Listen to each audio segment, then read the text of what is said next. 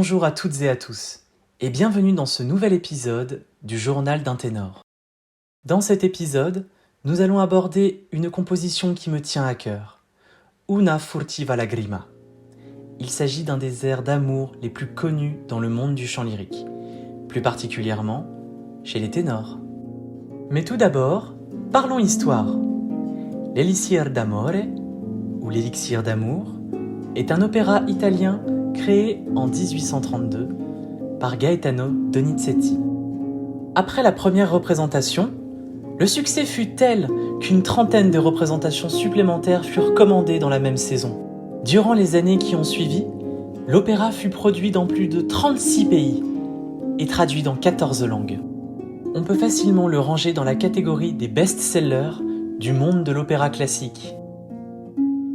Pour résumer, cet opéra nous raconte l'histoire d'un triangle amoureux entre Adina, une jeune et riche fermière assez capricieuse, Nemorino, un jeune paysan plutôt timide, et Belcore, un militaire fier et sûr de lui. À présent, parlons de la structure. La pièce est un larghetto. Le larghetto est un mouvement moins lent et moins majestueux qu'un largo. Cependant, dans le langage musical, il n'en reste pas moins important. Étant une pièce avec un seul mouvement, la musique reste inchangée, hormis sur les dernières mesures, pour un effet de conclusion. Il n'y a que le texte qui change dans toute la partition. En ce qui concerne la méthode de travail, en premier lieu, j'ai traduit le texte pour simplement comprendre de quoi je parlais. Puis je me suis mis devant mon piano afin de commencer le travail de déchiffrage musical, de manière assez lente pour comprendre et entendre chaque note que je devais chanter, avant de passer à un rythme beaucoup plus soutenu. En deuxième partie, je pris soin de pointer chaque temps, afin de ne pas me perdre et de ne pas rajouter ou enlever des morceaux de temps.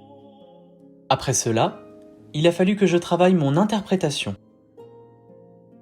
Je dois vous avouer que lorsque j'eus la partition dans les mains, la première chose que je me suis dit a été « Ah, c'est beau l'amour !»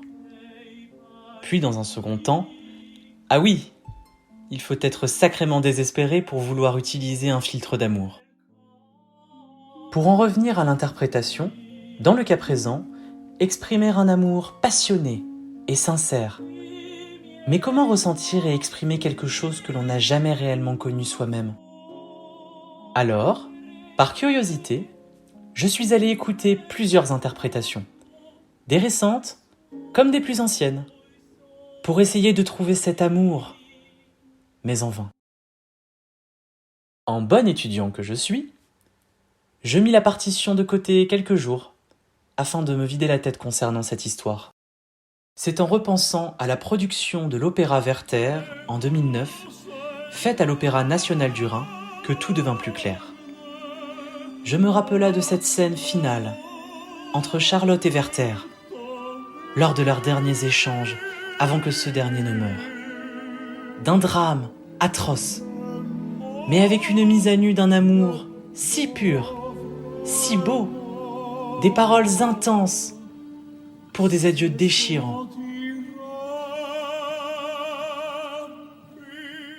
C'est avec cette base de matière que je me mis à travailler ma nouvelle interprétation, en imaginant toutes les scènes possibles.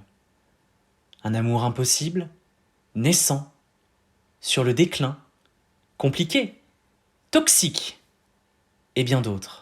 Et cela m'a été d'une grande aide. J'étais satisfait du résultat obtenu. En conclusion, grâce à mon travail sur cette partition, j'ai pu apprendre des techniques d'interprétation sur l'amour. Mais il y aura toujours quelque chose à apprendre et à perfectionner, surtout en matière d'émotion musicale.